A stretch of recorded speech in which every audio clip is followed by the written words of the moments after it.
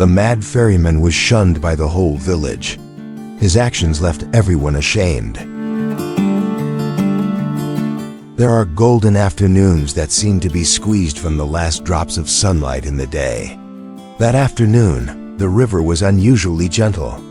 Its surface looked like a giant mirror, reflecting the image of the ferry dock, where an old man with sturdy hands was scooping buckets of water to wash an old wooden boat. He was the village's longest-serving ferryman. Everyone simply called him the Boatman. A modest name, but everyone knew exactly who he was. No one could recall when he started rowing ferries. They only knew that the childhoods of all the village kids were tied to the sound of his oars. Whenever his boat reached the dock, children's laughter would echo, mothers would call for their kids, and vendors would shout out their wares. Each boat ride was like a small journey of life, and he was the most loyal ferryman the village had ever known. His family lived in a small shack right by the dock. His wife, a gentle woman with eyes that seemed to hold the entire river. She would often sit and mend fishing nets, while their little boy played by the water's edge, sometimes fiddling with the oar and bursting into laughter when gently scolded by his mother. Back then, the ferry dock was the beating heart of the village, and his family was the heart of that dock. That afternoon began like any other, but the wind changed direction in a strange way. It wasn't the familiar breeze from upstream, but a strange gust blowing in from the distant forest, carrying a heavy and damp air. Clouds began to gather out of nowhere, swirling and churning as if a great storm was about to erupt. The ferryman looked up at the sky, his sun-worn face twitching slightly. He was familiar with the signs of weather, but this time, something felt off. He pulled the boat tightly to the shore. His wife also looked up, then hurriedly gathered the clothes hanging out to dry. Their young son stopped playing, his eyes wide with confusion. The wind howled in bursts. The river's surface began to ripple, the air filled with a pungent scent. The stench of mud, decaying leaves, and something else strange, something he couldn't name, creeping quietly into the atmosphere. When the storm arrived, it didn't roar like other storms. It came silently, then suddenly exploded. The wind slashed sideways. Waves crashed over the riverbank. Small boats began clanging against each other. Then came the first scream. It was a passenger who had slipped and fallen into the river. The ferryman rushed over and pulled the man up, but when he turned back, he saw his own boat, where his wife and child had been sitting, was being swept away. "Hold on to the rope," he shouted, then plunged into the water. The boat was spinning wildly like a wounded beast. The waves thrashed violently. All he could see now was his child's hands flailing in the water. His wife's voice calling his name drowned in the chaos. He swam like a madman, one hand clutching the paddle, the other pushing against the current. But the river, usually so gentle, had turned into a monster. It didn't want to return anything. It swallowed everything. No reasons. No explanations. In just a few seconds, or perhaps for eternity, the boat was swallowed. A sharp cracking sound rang out. It was the paddle breaking. The last thing he heard was his son's voice crying, "Father!"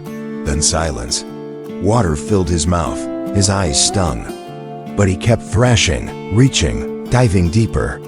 He grabbed hold of a piece of fabric, but when he surfaced, it was only a scarf. Everything else was gone. The next morning, the river lay still again, as if it had never risen in fury.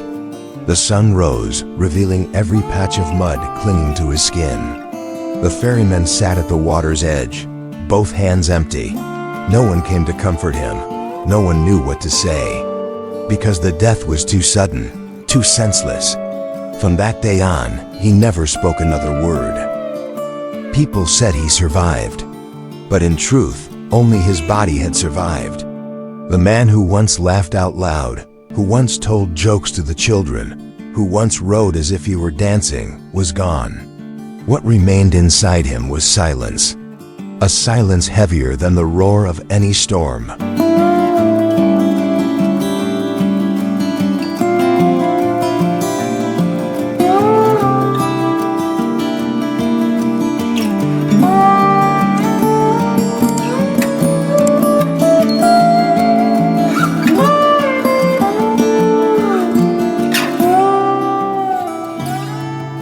No one remembered exactly when people began calling him the Mad Ferryman. His real name, those who had lived long enough to know it, was no longer mentioned.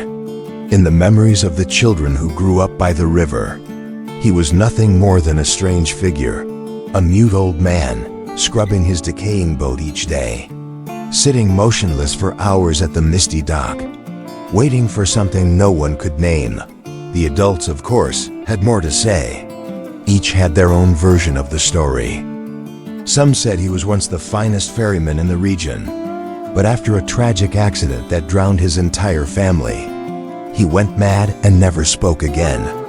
Others claimed he had seen a ghost, a pale figure climbing aboard his boat in the dead of night, and had been silent ever since. There were even those who whispered that he was the last survivor of an ancient curse, fated to guard the gateway between two worlds. Everyone agreed on one thing: he was not normal, and no one ever came near him except Lena. After the family tragedy, the old man left his dilapidated house and moved into a deserted hut by the river. No one knew why he chose that particular riverbank, a place cold, foggy all year round, and associated with deaths the villagers preferred to forget. But he chose it, as if the place had called to him. Every morning, people would see him bent over, wiping the old boat, as though polishing a rusted fragment of his past. He spoke to no one, looked at no one. His thin, withered hands worked with meticulous care, as if preparing for an important journey. Though the boat never left the dock, his silence gradually became a wall that separated him from everyone else. They called him the Mad Boatman, a name that helped them make sense of their discomfort and the guilt of not reaching out when he needed help the most. The old man's presence was a living reminder of a pain the entire village had quietly turned away from. That's why they needed him to be different. They needed him to be an outsider, so they could avoid confronting the guilt of having abandoned someone. Calling him mad created distance, helping them sleep peacefully each night. They looked at him with a mix of pity and fear. Children were warned, if you don't behave, the Mad Boatman will take you away. Adults whispered to one another, don't go near the dock at dusk. He might see things we don't want to see. But not everyone was afraid of him. Lena, the orphan girl who lived with her grandmother at the edge of the village, carried a sorrow of her own that no one understood. Her parents had also died in that same accident. No one ever told her exactly what had happened. All she knew was that she feared the water and feared silence. She often skipped school and went to the dock to watch the old man. At first, it was mere curiosity. Then it became a comfort. The feeling of being silent beside someone who didn't need words either. One day, she left a small sweet cake on the rock beside him. He didn't react. But the next morning, the rock had been cleaned and the cake was gone. From then on, every morning, a cake. Every afternoon, a clean spot for her to sit. No words were exchanged, but between them, a pact had formed. Not spoken, not seen, but quietly understood. She didn't see a madman. She saw someone still waiting for someone to come back. One night, the fog was thicker than usual. Lena couldn't sleep. A strange premonition pulled her from her bed and led her to silently follow the old man as he made his way to the dock. The world seemed to blur within the heavy mist. The wind whispered sounds that resembled the murmurs of lost souls. Lena shivered, but her feet didn't stop. The old man reached the boat and untied the rope. No light, no sound. She hid behind a tree, holding her breath. And then she saw something she couldn't believe. He was bending down, helping someone onto the boat. But there was no one there, The boat was empty. Yet he stretched out his hand, lifted gently, stepped aside, as if welcoming honored guests. His hand trembled slightly, perhaps from the invisible weight or from reverence. He wasn't mad. His movements were solemn, reverent, like a priest performing a sacred rite. Lena stepped out from her hiding place. "Who are you ferrying tonight, sir?" she asked, her voice trembling. He didn't turn around, didn't answer. But in that fleeting moment, his eyes held something, a flicker of pain and peace. The boat departed from the dock in absolute silence. The fog, like a velvet curtain, veiled everything, leaving behind only the faint murmur of water. Lena stood motionless. She didn't understand what had just happened. But somehow, through a strange intuition, she knew the boat was not empty. It was filled with silent passengers, souls that could only be recognized by their pain. And then, the most terrifying question struck her. It wasn't, "Who is he ferrying?" but rather, where did he pick them up from? The answer, though still unknown, made her shiver. A vague feeling crept over her, as if he wasn't just a ferryman, but a guide between life and death. And if that were true, then each night, that dock wasn't just the beginning of a journey. It was the end of a life.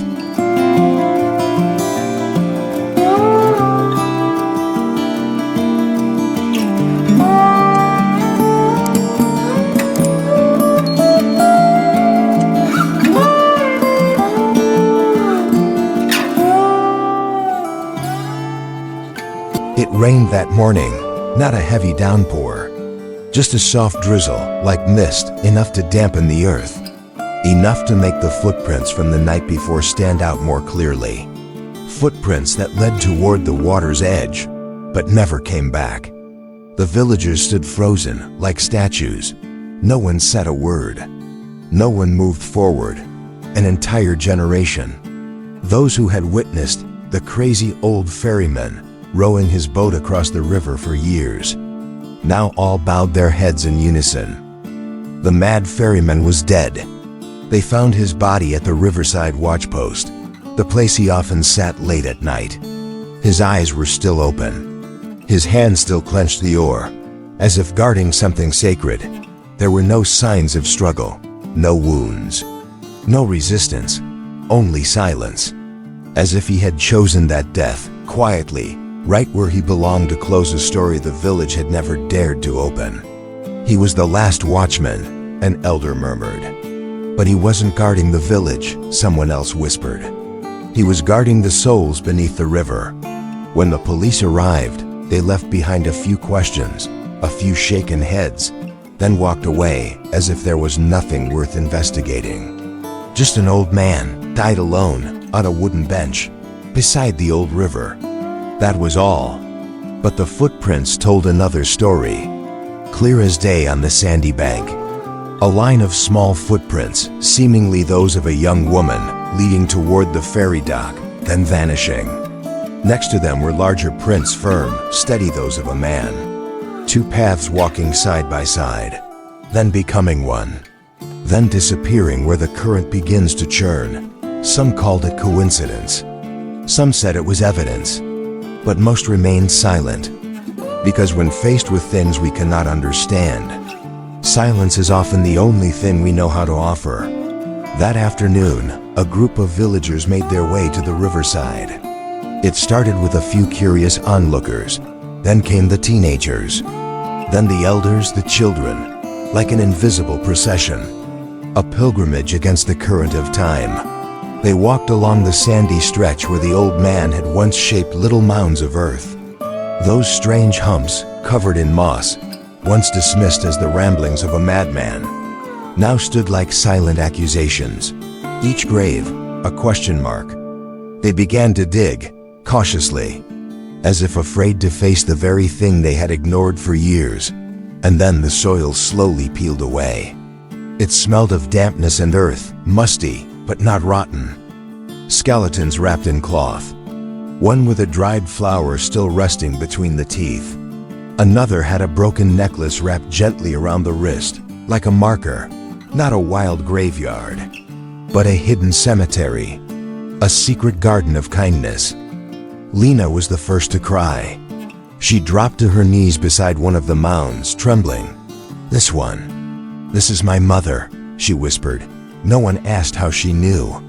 Her mother had gone missing 8 years ago, on a stormy night. No one searched. She was mute and seen as a burden by the village. When she vanished, people only muttered, "Well, one less mouth to feed." And now her body rested by the riverbank, laid to rest with dignity, by the very man they once called crazy. They kept digging and digging. Each mound opened a new chapter in a book they had never dared to read. One man found his daughter, thought to have run off with a smuggler. An old woman uncovered the bones of her grandson, drowned at age 8 but never truly looked for. They were wrong. No one had left. They had died, and the old man, the one the village had scorned, had been the only one who didn't turn away. When the last shovels came to a halt, the entire village stood before a nameless graveyard. Their eyes were misty. Their mouths remained shut. They had no words left to justify a lifetime of indifference. And then they understood. The old man wasn't mad. He was merely repaying a debt, not his own, but a debt owed by the entire village, a debt this world owed to forgotten souls. He had turned his own tragedy into a sacred mission. He used the very hands that failed to save his wife and children, to restore the dignity of dozens of strangers. And at that moment, the cries of an entire village were not enough to wash away the shame they carried. There was no funeral, only a long night where no one in the village slept. They lit fires by the riverside, placed wildflowers on an old paddle. Children were told stories of the old man, who had quietly watched over the souls of the dead. And no one ever called him mad again. Lena sat beside the oil lamp and for the first time told the story of the night she intended to throw herself into the river. She spoke of his eyes, of the warmth in his frail embrace, of his calloused hand that gripped hers like it was holding on to life itself. There were no lectures, no morals, just the presence of another human being. And that alone was enough to save a soul. And so, in the eruption of truth, the villagers began to realize they had lived beside a saint, disguised in the body of a madman. And it was they, those who had always considered themselves sane, who had been truly blind all these years. The entire village sank into a heavy gray mist, not the kind that rises from the river, but a fog within their conscience, thick with the weight of awakening after a long, shameful slumber. They held a funeral for the old man, with white flowers and glowing candles. They raised a gravestone and carved into it words of belated reverence. But Lena didn't come, not out of anger, not out of denial. She simply understood that true farewells don't happen at the cemetery, but in the places where we once lived, once loved. For 3 days, Lena sat silently by the ferry dock. She didn't eat. She didn't cry. She just sat there, staring at the flowing river, as if waiting for the sound of a paddle that would never return. People saw her, but no one dared approach. There was something in her silence that made them feel ashamed. She didn't need to accuse anyone. Her quiet presence alone was the heaviest indictment against a community that once turned its back. In those 3 days, Lena was no longer a child. She had become the living witness to a life that had just ended. And when the sun of the 3rd day finally sank below the horizon, she stood up. She said nothing, but in her eyes, they saw a vow that needed no words. Lena didn't have a boat. She didn't have the strength to carry anyone across the cold waters, but that didn't stop her. Her small heart refused to let nameless souls drift away in silence. Instead of a wooden ferry, she began folding paper boats. First from old newspapers, then from torn calendar pages, wrapping paper from the corner store. She gathered everything others had thrown away and turned them into a ritual. Every morning, she sat by the riverbank, carefully folding each tiny boat. On every one, She wrote a name. Names she imagined for those no one remembered. Mr. Gentle, Mrs. Strong, Miss Monsoon. She didn't know who they were, but in her imagination, they lived, had stories, feelings, identities. And through this act, she gave them back the last piece of dignity life had denied them: a name. The paper boats floated away, fragile, thin, easily torn apart. But it was that very fragility that made Lena's gesture so powerful. No one could stop paper from dissolving in water. But each time a boat drifted out, each time it slipped beyond the horizon, the little girl would whisper, "Someone remembers you." Time passed. The villagers slowly returned to their daily lives. The riverbank no longer had a watchman. The old man's grave became overgrown with weeds. But Lena kept coming to the river every morning. She talked to him, not like someone who had lost her mind, but like someone keeping a promise. Little stories, simple ones. Today I found a piece of paper with a flower on it. It was beautiful. I folded a boat for a little girl. I named it Baby Hope. The river's rising now, Grandpa. The water feels colder. Is it cold where you are? At first, the village kids laughed at her, but then they stopped laughing. There was something in the way Lena sat so still, something in her voice soft as morning mist that made them quiet. One day, a child brought a piece of paper and asked Lena to teach them how to fold a boat. Then another child came, and another. No one called it a ritual. No one gave orders. No one wrote anything down. But the little paper boats began to appear more and more on the river, and no one dared to take them out of the water. They buried the old man. They let the ferry boat rot away. But they made a mistake. They didn't realize his true legacy wasn't in the boat or the grave. His legacy was a flame, and before he closed his eyes, he passed it on to a child.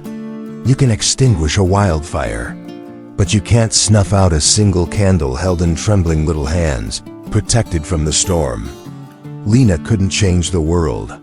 She couldn't even change her own life, but she did something even greater. In a world that had completely forgotten, she alone kept a promise alive. No one knew where Lena would go or who she'd become. She was still a poor child, still slept under doorways, still got shooed away from fancy bakeries. But anyone who passed by the old ferry landing could see the tiny paper boats floating gently down the river. And they knew someone was still remembering the names the world had forgotten. Someone was still keeping the fire. The legend of the ferryman didn't die. It just changed its shape. And as long as there's one lonely soul, one child willing to whisper goodbye by the river, the sound of the oars, though no longer heard, will still echo in the hearts of those who once turned away. And in that way, the ferry never truly stops carrying passengers.